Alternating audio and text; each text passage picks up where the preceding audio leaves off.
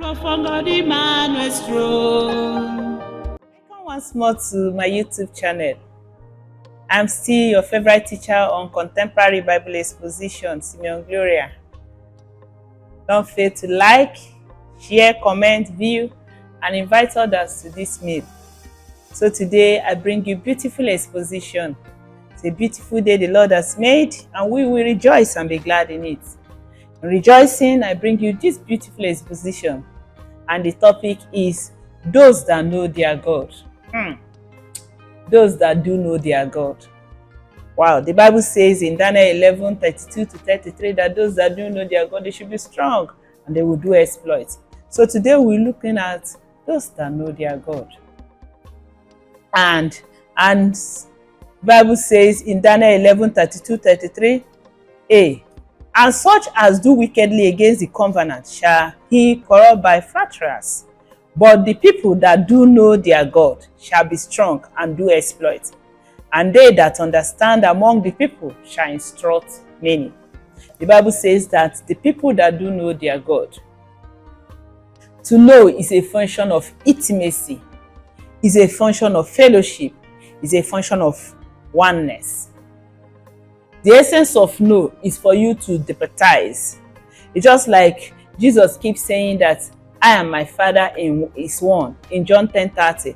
Just because he knew Christ, he understands Christ, he took the nature of Christ, then he deputized for Christ. So it was easier for him to tell Philip that if you have seen me, you have seen my Father. So know is a function of oneness. So if we must do exploits, the Bible says if we know our God, then we will do exploits. Knowing is if you know the nature of your God, then doing exploits will be possible for you. For instance, when Moses knew the God of Israel, we saw the miracle he wrought in Israel. He was mighty in words and in deed, according to Acts 2:7-22. This guy shaped Egypt because he came to oneness with that spirit. When Jesus knew Christ and came to oneness with Christ, he brought so much miracles, up to raising the dead, up to raising Lazarus. And such astounding things was mentioned among them.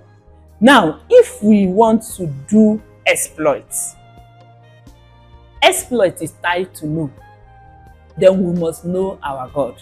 So it is not possible for you to do exploit without knowing your God. If you want to do the exploit of a particular spirit, for instance, we talk about the lion God, we talk about the Lion of Judah. In fact, I came from a people that so much love this Lion of Judah that they sew clothes for it, and then have a lion king who's a lion that has kingship on his head, without caring about the ideology of this spirit, without caring about how the spirit thinks, without caring about the nature of this spirit.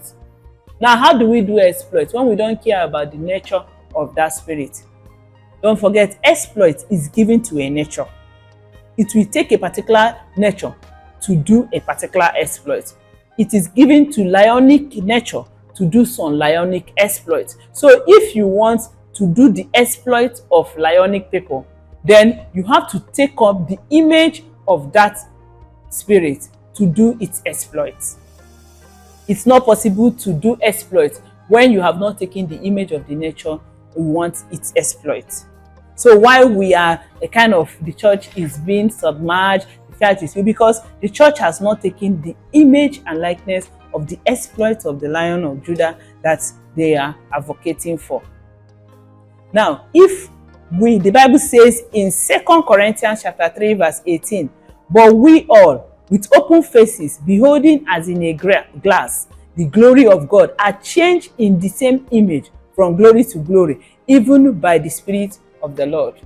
He said if you want to do the exploit of a nature, you have to take the image of that nature. Then how do you take that image? It is from intentional looking. The Bible says in 2 Corinthians 3:18 that you have to look closely like as a glass. So when you are looking at that thing is reflecting back to you. As you are hearing the word, is reflecting. You are making corrections, you are making adjustments, you are transforming, and then you are taking the image of the word that came to you. And then the Bible says that we are changed into that exact nature. And then it's possible to do exploit when we change into it. So it's not possible to do exploit without intentional looking.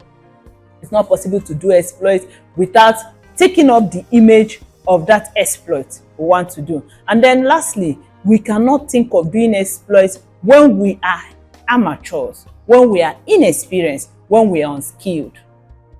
So we do exploit from perfecting something. So this brings about learning more and more. When Moses came with the Spirit of the Lord, the Bible says he was learned in all the wisdoms of Egypt. And then he went to Jethro and still learned priesthood from that man. So he was open to learning and learning and learning. This calls for learning. Not only should you know your God, after you have learned your God, known your God, you should do learning. So the Bible says that the Pharisees said that Jesus didn't come to their school, but he was learning Christ. The Bible says, learn ye Christ. He was learning Christ. So you cannot do the exploit of a particular spirit, ideological spirit that you like, if you don't do learning. So we must, if we want to do exploit, we do exploit from perfecting something.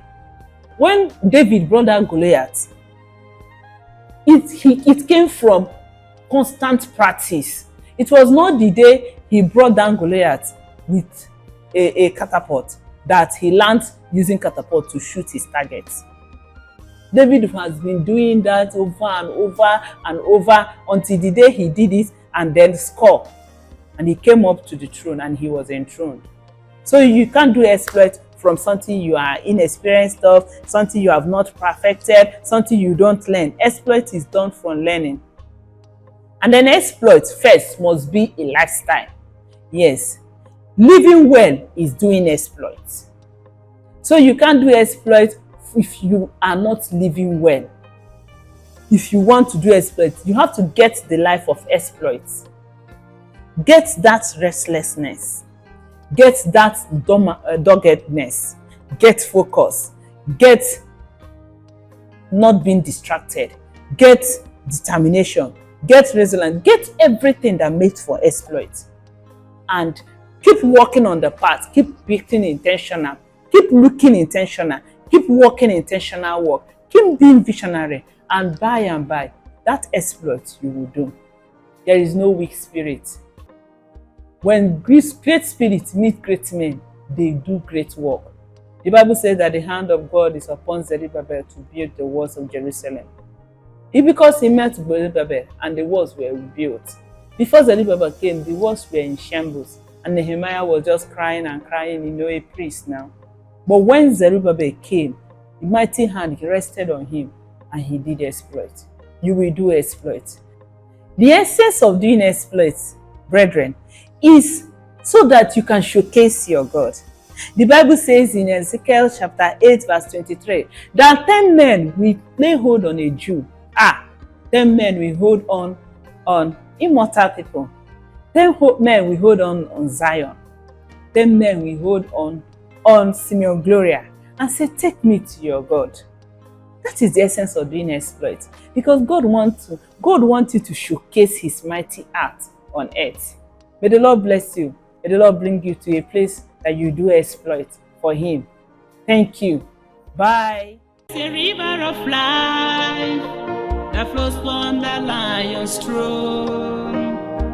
There is a fountain of life that flows from Emmanuel's throne.